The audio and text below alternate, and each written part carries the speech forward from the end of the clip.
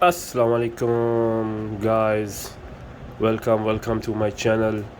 Today I would like to teach you guys how we can find best items in Amazon using some keywords.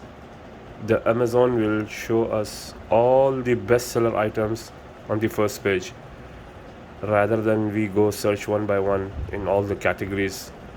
We will just randomly write some alphabets and confuse the system. We will just confuse the page, and it will show us all the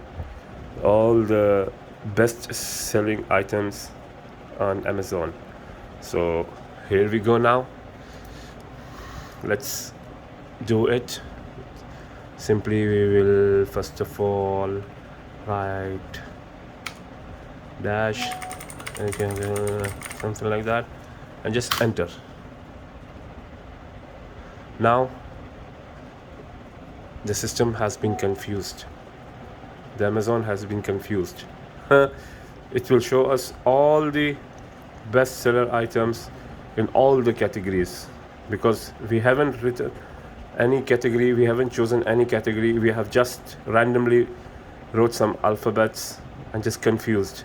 So it will show us all whatever the best selling items are there on the page in all the categories. It will come over here. See, hope you can see